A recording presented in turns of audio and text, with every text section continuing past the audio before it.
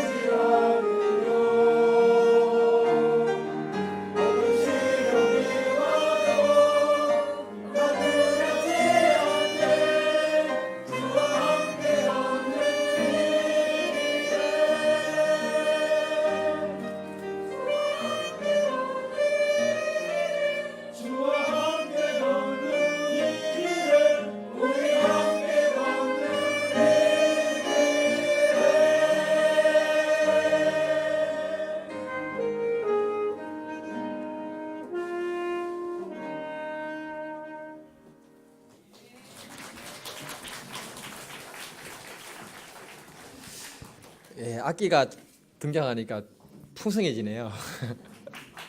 네. 오늘의 말씀입니다. 디모데후서 1장 7절 8절입니다. 다 함께 읽겠습니다. 하나님이 우리에게 주신 것은 두려워하는 마음이 아니요 오직 능력과 사랑과 절제하는 마음이니 그러므로 너는 내가 우리 주를 증언함과 또는 주를 위하여 갇힌 자 된 나를 부끄러워하지 말고 오직 하나님의 능력을 따라 복음과 함께 고난을 받으라. 아멘. 우리 7절 8절 짧으니까 한 번 더 읽겠습니다. 네, 시작. 하나님이 우리에게 주신 것은 두려워하는 마음이 아니요 오직 능력과 사랑과 절제하는 마음이니 그러므로 너는 내가 우리 주를 증언함과 또는 주를 위하여 갇힌 자 된 나를 부끄러워하지 말고 오직 하나님의 능력을 따라 복음과 함께 고난을 받으라. 아멘.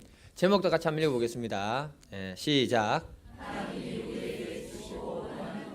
예, 오늘은 제목을 좀 애매모호하게 잡았습니다. 예. 그 인간의 두려움을 연구하는 휴 미실틴 박사가 말하기를 아기가 어머니 모태에서 태어날 때 우는 이유는 두려움 때문이라고 했습니다. 그 아기가 느끼는 이 두려움이 뭐냐 하면은 태어날 때 보면 세 가지가 있는데 어머니로부터 분리되는 것에 대한 두려움이 있다고 합니다. 두 번째는 소리에 대한 두려움이 있다고 해요. 그 엄마 뱃속에 있으면은 심장이 쿵쿵 뛰는 심장 소리, 그 다음에 장이 운동하는 장 운동 소리, 뭐 이런 거 듣고 자라잖아요. 그런데 이제 태어나면은 갑자기 조용해지니까, 조용한 데 있으니까, 예, 두렵다는 겁니다. 세 번째는요, 버려지는 두려움이라고 합니다. 모태로부터 이탈되면서 의지할 것이 없는 상태로 가니까 그것이 두려워진다고 이렇게 합니다. 그래서 운다고 합니다. 애기들한테 물어봐야 되는데, 그죠? 이 이야기가 말해주는 것이 뭐냐 하면은 사람은 인생을 살아가면서 의지처가 있을 때 뭔가 모르는 안정감을 느끼는 존재다 이렇게 말하고 있는 겁니다. 또 사람은 누구론가로부터 보호를 받을 때 그때 사람은 안정감을 느끼는 존재라고 말하고 있는 겁니다. 네버랜드의 거장이라고 부르는 에드 영이라는 분이 뭐라 했냐면은 그 책에서 나는 지금 두렵다 하면서 그에게 말하는 것이 두려움이 우리 인간에게는 645개나 있다고 합니다. 굉장히 많지요. 예. 점점 사람들은 살아가면서 이 땅에서 다양한 두려움들을 경험하는 것이 사람의 인생이라고 말합니다. 이런 우리 인생들에게 하나님이 주시는 말씀이 무엇입니까? 우리 7절을 같이 한번 더 읽어보겠습니다. 시작. 하나님이 우리에게 주신 것은 두려워하는 마음이 아니요 오직 능력과 사랑과 절제하는 마음이니. 하나님이 우리에게 주시는 것은 두려워하는 마음이 아니라고 선포하고 계십니다. 이 말씀을 공동번역으로 보니까 하나님께서 주신 성령은 우리에게 비겁한 마음을 주시는 영이 아니다 이렇게 말하고 계십니다. 이 두렵다는 말을 영어로 보니까 timid, timidity,라고 하는데요. 발음이 안 좋아서 미안합니다. 보면은 소심하다, 수줍다, 겁많다라는 뜻이 바로 이 단어입니다. 그러니까 하나님은 우리들이 의기소침하게 살고 두렵게 살고 겁많게 사는 것을 하나님은 기뻐하지 않는다 이렇게 말씀하는 겁니다. 오늘 이 말씀은 사도 바울이 자기 아들과 같았던 디모데에게 한 말입니다. 사도 바울은 3차 선도 여행을 통해서 에베소라는 도시에 큰 성령의 역사를 일으키고 교회를 탄생시킵니다. 그리고 사도 바울은 로마의 제수 신부로 끌려가서 로마 감옥에 오래 있었습니다. 이때 이 큰 도시 에베소를 맡긴 것이 누구냐? 디모데에게 맡겼는데 디모데의 성격은 굉장히 유순하고 좀 소심한 성격을 가지고 있습니다. 그러면서도 디모데후서 1장 5절을 보게 되면은 거짓이 없는 믿음을 가진 사람이다 이렇게 칭찬하고 있습니다. 그런 그에게 에베소를 맡겼습니다. 문제는 뭐냐 하면은 사도 바울이 로마 감옥에 오래 있다 보니까 많은 사람들이 믿음의 길에서 떠나기 시작하는 거예요. 디모데후서 1장 15절에 보면은 부겔로 허모네게가 믿음의 길에서 떠났다고 합니다. 여러분 성경에 기록이 될 때 믿음의 길에서 충성했다 뭐 이런 말이 있으면은 그 사람 이름 두고두고 사용할 건데 너무 안타까운 것 같아요. 그러면서 디모데 그 후서를 보게 되면은 에베소 교회를 핍박하고 위협하는 사람이 있다고 말합니다. 우리 같이 한번 읽어볼까요? 디모데후서 4장 14, 15절입니다. 시작. 구리 세공업자 알렉산더가 내게 해를 많이 입혔음에 주께서 그 행한 대로 그에게 갚으시리니 너도 그를 주의하라. 그가 우리의 말을 심히 대적하였느니라. 아멘. 에베소에서 영적인 상황이 점점 나빠지기 시작하고 마귀가 교회를 공격하고 있는 그런 상황 속에서 쓰여졌다고 말하고 있습니다. 이때 디모데에게 말합니다. 디모데야, 두려워하지 마라. 소심하게 사역하지 마라. 그런 마음은 하나님이 주신 것이 아니다. 이렇게 선포해주고 있습니다. 어느 시대든지 무엇을 하든지 간에 상황이 달라지고요. 환경이 달라지면 사람들의 마음에는 두려움이 들어옵니다. 저도 많이 경험했습니다. 이것은 하나님이 우리에게 주시는 것이 아니라고 선포하고 계십니다. 여러분, 하나님이 주시지 않는 것들은 누가 주는 겁니까, 여러분? 그러면 사탄이 주는 거죠. 마귀가 우리의 마음에 두려움을 심고 낙심을 심고 초조함을 심고 절망을 심는 것입니다. 그래서 여호수아 1장 9절을 보면은 내가 내게 명령한 것이 아니냐, 강하고 담대하라, 두려워하지 말며 놀라지 말라, 내가 어디로 가든지 내 하나님 여호와가 너와 함께 하느니라. 아멘. 하나님이 여호수아에게 말씀하십니다. 강하고 담대하라, 두려워하지 말며 놀라지 말라, 내가 너와 함께 하느니라. 하나님은 오늘날 이 시대에 저와 여러분에게도 말씀하십니다. 강하고 담대하라, 두려워하지 마라, 놀라지 말라, 내가 너와 함께 함이라. 하나님이 이렇게 말씀하시는 이유는 다른 것이 아닙니다. 하나님이 강하시기 때문에 그런 줄 믿습니다. 하나님은 모든 악한 것들을 제어할 수 있는 능력이 계신 분이십니다. 이 하나님이 우리와 함께 계시기 때문에 우리가 강하고 담대할 줄 믿습니다. 저는 아직 미국을 못 가봐서 잘 모르겠는데요. 기회되면 한번 가보고 싶습니다. 예. 미국의 지도를 보게 되면은 동부 끝에는 뉴욕이 있고 서부 끝에는 로스앤젤레스가 있습니다. 있습니다. 안 가보신 분도. 예. 그래서 이 도시에서 저 도시까지 날아가는데 비행기로 한 5시간에서 6시간이 걸린다고 합니다. 뉴욕은 세계 무역의 중심지가 아닙니까? 로스앤젤레스는요, 세계 영화의 중심지가 바로 그곳입니다.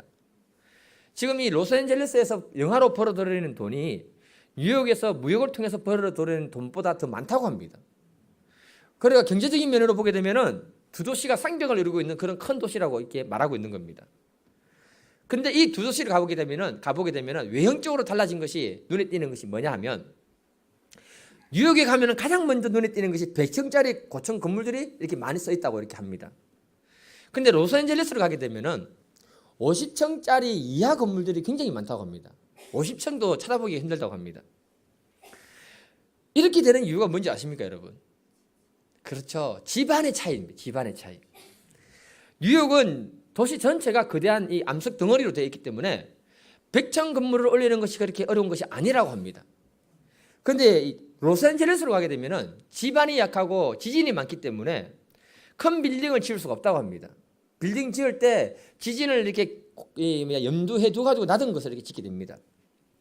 제가 이 얘기를 해드리는 이유는 뭐냐 하면은 다른 것이 아닙니다.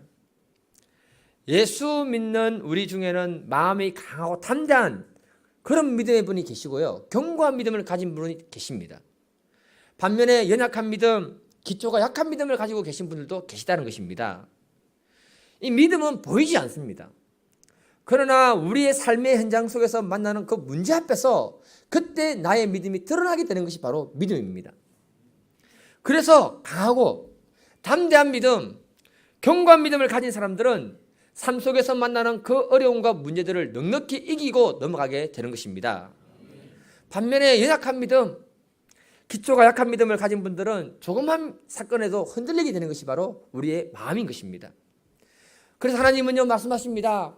강하고 담대하라, 두려워하지 마라, 이렇게 강조하면서 내가 너희와 함께 하겠다고 약속하신 것입니다. 마치 뭐하고 똑같은가 하면은 동물의 왕국을 보면 참 재미가 있어요. 밀림의 왕 그 사단은요, 길바닥에서 아무 데나 퍼져서 그냥 잠을 잘 자고 있습니다. 옆에 동물들이 왔다 갔다 해도요, 전혀 요동이 없습니다. 배고플 때까지 자고 그 다음에 일어나서 이제 먹이를 찾습니다. 그러면서 큰 코끼리한테도 덤비는 걸 제가 봤거든요. 무리를 지어서. 그러니까 이 말은 뭐냐면 사단은 굉장히 강하고 담대한 마음을 가지고 있다는 겁니다. 그래서 숲에서 무슨 바스락 소리가 나면은 사단은 먹잇감이 있는가 싶어서 어슬렁어슬렁 조용히 접근해 들어갑니다. 그런데 토끼는요, 무슨 바스락 소리만 나면 바로 토끼는 거 아십니까? 왜 그럴까요? 사자의 마음은 강하고 담대한 것이 있다는 겁니다. 토끼는 두려워하는 마음이 너무 많다는 거예요. 하나님은 우리에게 사자같이 강하고 담대한 마음을 주신 줄 믿습니다. 저는 추석 연휴를 일상생활처럼 잘 보냈습니다. 예. 추석 연휴 잘 보내셨습니까? 근데 재밌는 게 뭐냐면요, 이 명절에 사람들과 사람이 만나게 되면은 꼭 우리 마음을 어둡게 하고 힘들게 하는 요소들이 반드시 있습니다. 예. 우리 교회는 아무도 없네요. 할렐루야. 예. 이때 사자처럼 강하고 담대한 마음을 가진 분들은 그런 문제 쉽게 넘어가는 겁니다. 하나님이 우리에게 두려워하지 말라는 그 말 속에 무슨 의미가 들어있냐면, 내가 너희들의 인생이 두려워하지 않도록 책임을 지겠다는 뜻이 그 안에 들어있는 것입니다. 그리고 내가 너희들의 삶을 내가 지키고 보호하겠다는 뜻이 그 안에 들어있는 것입니다. 이삭의 아들 야곱은요, 축복에 대한 갈망이 너무나 컸습니다. 상둥이로 태어나면서 정말 운이 없어서 몇 분 차이로 늦게 태어나는 바람에 둘째가 되었습니다. 그래서 장자의 축복을 못 받습니다. 그 축복을 받고 싶어서 형 에서가 사냥을 나갔을 때 타이밍을 딱 보고 있다가 기다리고 있다가 바로 그때 팥죽을 딱 끓인 거예요. 그리고는 그 팥죽에 장작분을 사게 됩니다. 나중에 아버지 눈이 어두워지니까 아버지가 그 큰 형 에서를 축복하려고 할 때 아버지 속이고 축복을 다 받아 먹습니다. 굉장히 나쁜 사람입니다. 예. 이걸 하니까 에서가 화가 나죠. 그래서 자기 동생을 죽이려고 합니다. 어머니가 이 사실을 알고는 자기 고향으로 아들을 보냅니다. 야곱은 형 에서를 피해서 도망가서 베델이라는 곳에 살 때 그 한 밤중에 광야에서 돌베개 베고 잘 때 얼마나 두려웠겠습니까? 그때 하나님이 나타나서 사닥다리에 천사들이 왔다 갔다 하는 것을 보여주면서 하나님이 그때 야곱에게 이렇게 말합니다. 같이 한번 읽겠습니다. 창세기 28장 15절 시작. 내가 너와 함께 있어 내가 어디로 가든지 너를 지키며 너를 이끌어 이 땅으로 돌아오게 할지라. 내가 내게 허락한 것을 다 이루기까지 너를 떠나지 아니하리라 하신지라. 아멘. 내가 너와 함께 하겠다. 너가 어디로 가든지 내가 지켜주겠다. 다시 이 땅으로 내가 너를 이끌고 오겠다. 이렇게 하나님이 약속하셨습니다. 이 약속을 하신 이유는 야곱이 두려움에 떨고 있기 때문에 하나님이 그 마음을 아시고 위로하시고 두려워하지 마라. 내가 너의 인생의 주권자다. 이렇게 말씀해주고 계신 것입니다. 하나님은 우리의 삶을 책임져 주시는 줄 믿습니다. 두려움은요, 우리의 삶에 긍정적인 효과도 있고 부정적인 효과가 있습니다. 긍정적인 효과로 보면은 심리학자 아이들은 니치가 뭐라고 얘기했냐면, 우리는 모두 두려워한다. 그러나 만일 두려움이 없다면 우리는 지나치게 흥분하게 되고 오만불손하고 자기 파괴적이게 될 것이다. 무슨 말인가 하면요, 우리 인생에 두려움을 만나지 못하면 지나치게 교만하게 되고 그것이 자기 인생을 망치는 요소가 될 것이다. 이렇게 말합니다. 때로는 우리의 삶에 어려움이나 두려움이 있다는 것을 감사하기를 간절히 기도드립니다. 그 문제 때문에 내가 겸손해지고 하나님을 비우게 되는 것입니다. 아니면요, 사사건건 다른 사람에 대해서 비판하고 판단하고 정죄하는 사람으로 우리는 바뀌게 될 것입니다. 반면에 두려움은요, 우리의 삶 가운데 부정적인 측면이 뭐냐 하면 요한일서 4장 18절에 말합니다. 두려움에는 형벌이 있다. 우리가 두려움에 딱 사로잡히게 되면요, 두려움의 종로로 타게 됩니다. 그러면 두려움에 묶이면서 자유를 잃어버리고요, 그 다음부터는 두려움이 시키는 대로 합니다. 너무 신기해요. 제가 언론을 보면서 마음이 아프고 힘들었던 사건 중에 하나가 바로 뭐냐 하면은 성완종 그 장로 사살 사건. 성완종 씨 아시죠? 저만 언론을 듣고 고 성완종 씨라는 분이 계시는데, 이분이 맨손으로 시작해서 2조 원대의 기업을 이룬 사람이라고 합니다. 그의 어머니가 굉장히 독실한 크리스찬이라고 합니다. 그 어머니가 죽기 전에 유언을 할 때 장학금을 주라 해서 2만 5천 명에게 300억 원을 풀어서 장학금을 지원했던 사람이 이 사람입니다. 우리 교회는 뭐 다 그죠? 그런데 이분이 자살을 했는데 뉴스 보도에 뭐라고 하느냐, 그분의 멘토가 진경선임이라는 거예요. 그리고 이분이 자살하기 전에 진경선임하고 어디를 가냐면 무당을 찾아갔습니다. 선임이 무당에게 복취를 대신 내줬다고 그랬습니다. 아니, 장로인데. 그래서 제가 인터넷을 뒤지고 찾았습니다. 찾아봤더니 정식 장로가 아니고 명예장로라고 합니다. 여러분, 교회에서 명예장로도 장로입니다. 그런데 그가 하나님을 경외하는 믿음이 없으니까 나중에 궁지로 몰리니까 인간적인 방법을 다 동원하고 정치적인 방법으로 성공했던 사람이기 때문에 그 방법을 통해서 다시 문제를 해결하려고 했습니다. 그러자 궁지에 빠지니까 두려움에 사로잡히고 문제 해결이 없으니까 목사가 멘토가 아니고 스님이 멘토가 되어 주었습니다. 스님도 그 문제 해결 안 되니까 무당에게로 데려가서 조언을 받았습니다. 무당이 뭐라고 했는 줄 아십니까, 여러분? 올해는 운세가 좋지 못하니까 조심해라. 이 강을 건너면 좀 나아질 것이고 못 건너면 물에 풍덩 빠질 것이다. 여러분, 이 말은요, 저도 할 수 있습니다. 어려움에 빠져 있는 사람에게 저도 할 수 있는 말이에요. 그리고는 청와대로부터 끝까지 전화를 기다렸는데 전화가 안 오는 겁니다. 그래서 자살했습니다. 무슨 말일까요, 여러분? 위기에 몰리고 마음의 두려움에 붙들렸을 때 분별력을 잃어버리니까 가까이 하지 말아야 할 사람을 가까이 하고 듣지 말아야 하는 말을 듣게 된 것입니다. 위기에 몰렸을 때 무당이 이 위기 못 넘어가면 물에 풍덩 빠져 죽을 것이다. 죽음을 얘기했을 때 그 죽음에 붙들려서 그 사람이 자살을 해버렸습니다. 두려움에는 형벌이 있다고 말씀합니다. 우리가 두려움에 사로잡히지 말고 하나님 말씀에 사로잡히기를 주님의 이름으로 축복해 드립니다. 마귀는 늘 우리 마음에 두려움을 심습니다. 그리고 부정적인 생각을 심어서 우리를 넘어뜨리고자 하는 것이 마귀의 일입니다. 마가복음 5장을 보게 되면은 회당장 야이로가 등장합니다. 딸을 살리기 위해서 예수님께 나아가서 부탁을 합니다. 그 시대의 회당장이라고 하면요, 지위가 꽤 높은 사람입니다. 그런데 딸의 죽음 앞에서는 아버지가 자존심도 다 내려놓고 딸을 살리러 갔던 겁니다. 그때 한 사람이 쪼르륵 달려와서는 하는 말이 뭐라 하느냐면, 딸이 죽었습니다.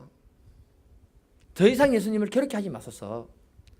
그 말을 딱 듣는 순간에, 여러분, 이 부정적인 말이 얼마나 유력이 강한가 하면 그 말을 딱 듣는 순간에 두려움이 딱 그를 사로잡고 그 마음에 회의가 딱 들어오면서 이제 끝이 났다, 이렇게 생각을 가지게 된 겁니다.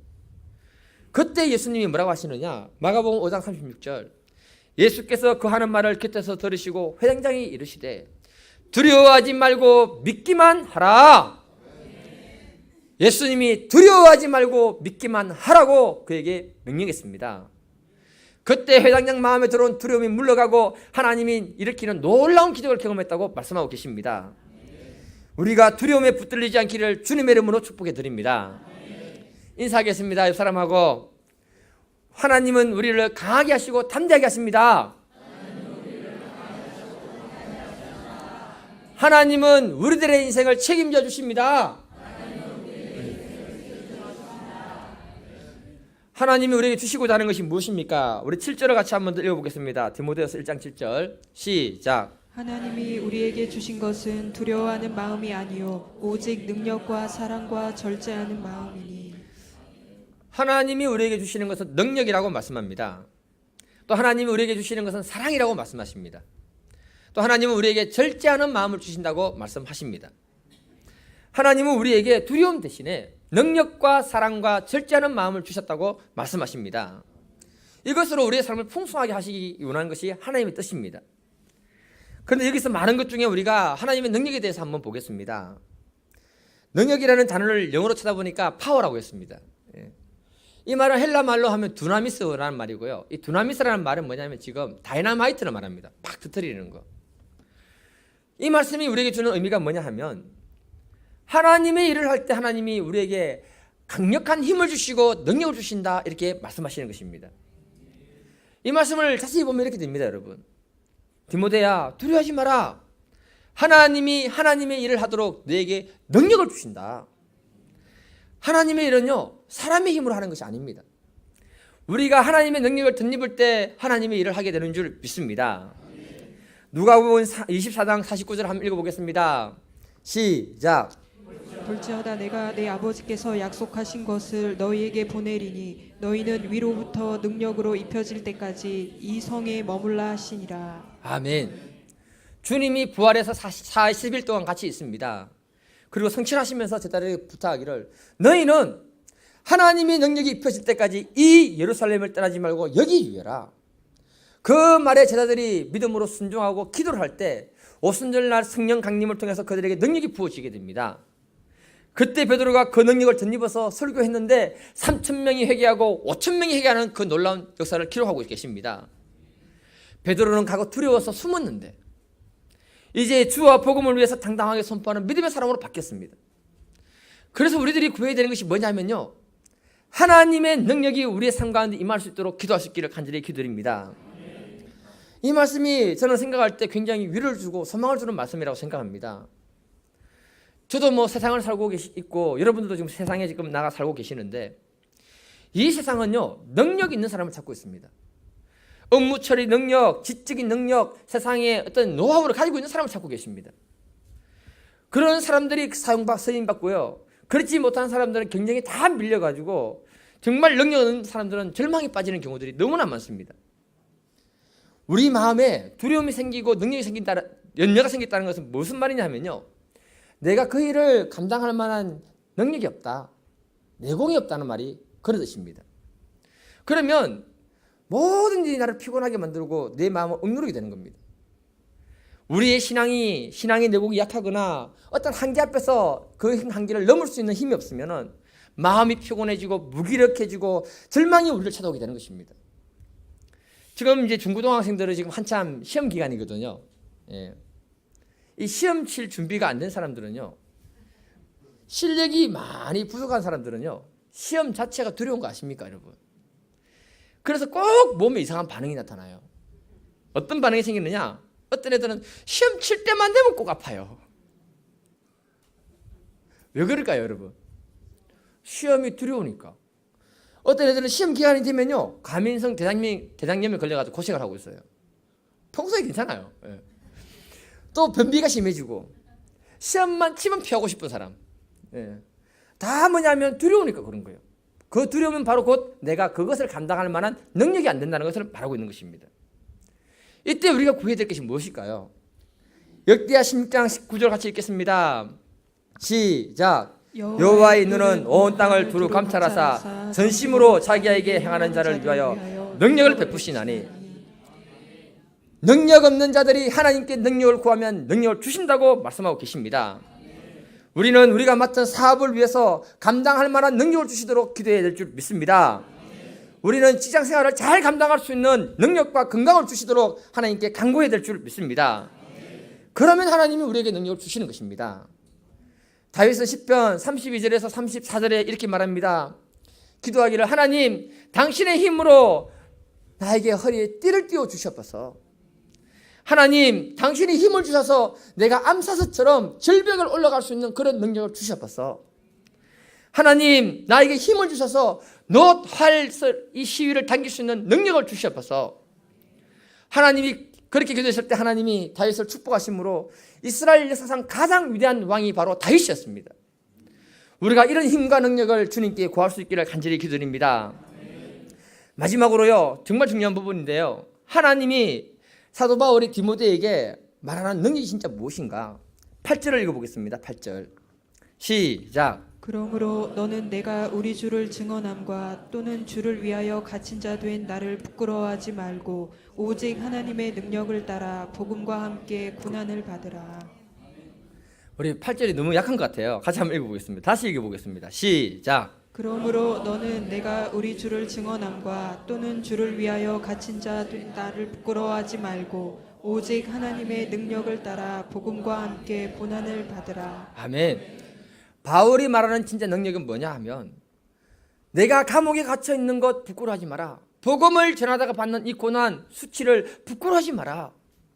그러면서 부탁합니다. 디모데야, 이제 너가 하나님이 주시는 능력으로 말미암아 복음을 전하고 복음을 전하다가 받는 고난을 감당하라. 이것이 바로 능력이다. 이렇게 말씀해 주고 있습니다.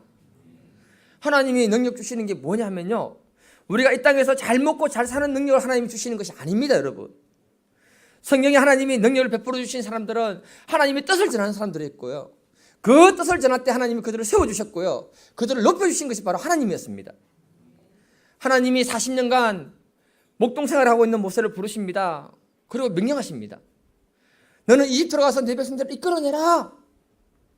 이 말 속에는 목숨을 걸어야 되는 그런 사건입니다. 그때 하나님이 모세에게 말합니다. 출애굽기 9장 16절에 보면 내가 너를 세웠으면 나의 능력을 너에게 보여주고 내 이름을 온 천하에 전파하게 하려 함이라. 부족한 모세를 불러서 하나님이 능력을 주시고 그를 통해서 하나님의 능력을 세상 사람들에게 보여주시겠다고 말씀합니다. 그때 모세가 순종할 때 하나님이 모세를 이렇게 높여주십니다.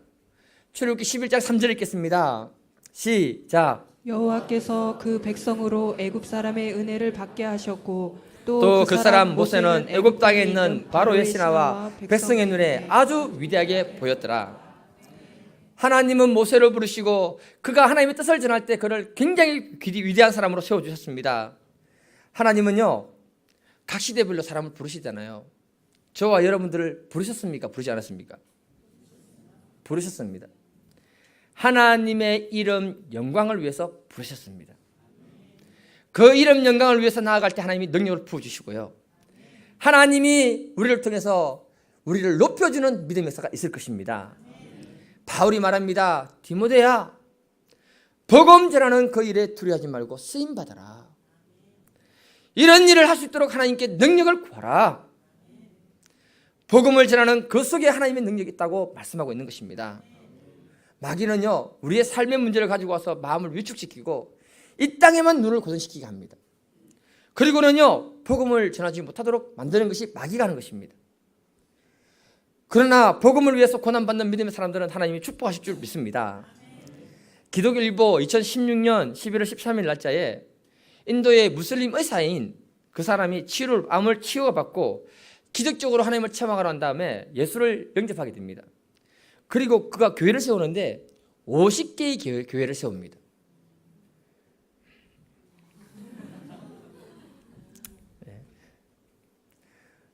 사도 바울도요, 교회를 50개 못 세웠습니다. 이 사람 이름이 가명인데 산제이라고 부르는 사람인데요, 인도의 한 병원에서 항암요법을 치료할 때 너무너무 힘드니까, 무슬림입니다. 무슬림. 너무너무 힘드니까 자기도 모르게 입에서 예수라는 말이 나오더래요. 무슬림은 예수를 너무너무 싫어하거든요. 그러니까 자기도 모르게 예수님께 기도를 한 겁니다. 예수님 진짜 계시면 이 몸을 한번 치료해 주시옵소서. 그랬는데 다음 날부터 몸이 호전되는 걸 느끼고 몸에서 치료가 되는 걸 느꼈다고 합니다. 그리고 며칠 후에 가서 보니까 암이 깨끗하게 치유가 된 거예요. 그 암을 치료한 분이 예수님이라는 사실을 확신을 가지고요, 그때부터 확신을 가지는데 그 마음에 뭐가 들어오냐면 이때까지 가지지 못했던 평안과 기쁨이 그 마음에 주어지더랍니다. 그래서 그는 예수를 위해 살기로 마음의 결단을 내리고 세례를 받습니다. 인도는 우상 숭배가 굉장히 강하잖아요. 그리고 무슬림들이 강한 곳입니다. 그곳에서 기독교인이 세례를 받는다는 것은 무엇을 의미하느냐, 내가 이제 예수를 위해서 죽을 각오가 되어 있다, 이 말입니다. 여러분, 세례 이렇게 받았습니까? 우리. 그리고 우리 만나는 사람에게 복음을 전하는 겁니다. 그런데 가족들로부터 외면당하고 많은 사람부터 핍박을 받는 거예요. 복음을 전한다는 이유로 수많은 사람들이 그를 괴롭혔습니다. 그럼에도 불구하고 그때마다 성령께서 위로를 주고 힘을 주고 기쁨을 주시니까 복음을 계속 전했는데, 이분이 직업이 의사거든요. 의사니까 밖에 있던 사람들 중에 아픈 사람이 생기잖아요. 다시 오면서 미안하다고 부탁을 하니까 그걸 받아주고는 복음을 전하면서 사람들을 치유했는데, 그때 이렇게 고백했습니다. 나는 이미 내가 만난 예수를 위해서 고난받기로 결심했다. 그 결과 하나님의 은혜로 50개의 교회를 세우는 하나님의 놀라운 능력을 경험하게 되었다, 이렇게 간증했습니다. 사도 바울이 말하는 진정한 능력이 무엇일까요? 어떤 상황 속에서도 우리가 하나님의 능력을 구한다는 것은 복음을 전하기 위함인 줄 믿습니다. 마지막으로 빌립보서 4장 12, 13절 같이 한번 읽어보겠습니다. 시작. 나는 비천에 처할 줄도 알고 풍부에 처할 줄도 알아. 모든 일 곧 배부름과 배고픔과 풍부와 궁핍에도 처할 줄 아는 일의 제 비밀을 배웠노라. 내게 능력 주시는 자 안에서 내가 모든 것을 할 수 있느니라. 바울은 말합니다. 복음 전하기 때문에 비천해지는 것도 능력이다. 복음을 전하면서 내가 삶이 풍성해지는 것도 능력이다. 복음을 전하다 보니 배고픔과 궁핍 속에 당하는 것도 능력이다. 내게 능력 주시는 자 안에서 내가 모든 것을 할 수 있느니라. 아멘. 복음을 전할 수 있기를 간절히 기도드립니다. 복음을 전하는 것이 능력입니다. 우리가 직분을 달고 있는 것은 아무런 능력이 되지 않습니다. 복음을 전하는 사람이 능력인 줄 믿습니다. 하나님은요, 우리에게 영육간에 축복하기를 원하십니다. 영적인 축복은 영혼 구원이라는 사실을 잊지 마시기를 바랍니다. 우리는 이 땅에 잠시 사는 나그네일 뿐입니다, 여러분. 언제 주님 만나야 할지 모르고요, 내일 주님 만날지도 모릅니다. 이 땅에서 우리가 풍요로움만 생각하고 있다면 주님의 나라 가서는 반드시 빈곤함을 느낄 것입니다. 그러나 우리가 영혼 구원을 위해서 기도하고 한 영혼을 위해 아버지의 마음을 가지고 나아가는 사람은 하나님이 그 나라에서 풍성한 것을 주시고 축복을 허락하여 주실 줄 믿습니다. 우리 시간 같이 기도하겠습니다. 우리의 삶의 목적이 이 땅의 영혼을 위해서 사는 것이 아닌 줄 믿습니다. 하나님의 마음을 주셔서 한 영혼을 구원할 수 있는 그 능력을 주시고 전도할 수 있는 힘을 주시고 하나님을 기쁘시게 할 수 있는 마음을 주시도록 우리 시간을 다 같이 한번 주여 하고 부르시고 기도하겠습니다. 주여! 아버지 하나님, 주님이 우리의 심령 가운데 함께하여 주시옵소서. 아버지 하나님, 우리가 이 땅에 묵고 마시고 즐기고 살기 위해서 이 땅에 있는 것이 아닙니다. 우리를 구원하신 그 주님의 핏값이 아버지 하나님 영혼을 구원하기 위해서 우리에게 주신 것인 줄 믿사오니 주님은 우리를 사랑하시고 구원하신 그 사랑의 마음이 우리 심령에 있게 하여 주시옵소서. 나그네 같은 인생길에 아버지 하나님 삶의 목적을 두지 않게 하여 주시고 영원한 하나님 나라의 삶의 목적을 두는 믿음의 사람이 되게 하여 주시옵소서. 아버지, 우리의 마음이 아버지의 마음으로 충만하기를 원합니다. 영혼을 살리는 마음 있게 하시고 영혼을 향한 아버지의 눈이 열려지게 하여 주시고 아버지 하나님 주시는 상급이 한나라에 가득할 수 있도록 도와주옵소서. 우리의 마음을 움직여 주시고 아버지 하나님 축복하여 주시고 능력으로 역사하여 주시옵소서. 우리가 아버지 하나님 교회에 직분을 달고 있는 것은 아무런 의미가 없습니다. 아버지가 원하는 그 한 영혼을 구하는 믿음이 우리에게 있기를 원하오니 아버지 하나님 영혼을 향한 마음을 주셔서 한 영혼을 아버지 앞에 세우는 아름다운 믿음의 살기를 기도하오니 도와주옵소서. 아버지 열어주시옵소서. 마음을 열어주시고 생각을 열어주시고 우리의 삶의 눈을 열어주시옵소서. 아버지 하나님께서 베풀어 주심으로 우리가 이 땅에 고통하지 않고 주님을 기쁘시게 하는 믿음의 삶을 살게 다 도와주시고 축복하여 주시옵소서. 축복하여 주시옵소서. 예수님의 이름으로 기도드리옵나이다. 아멘.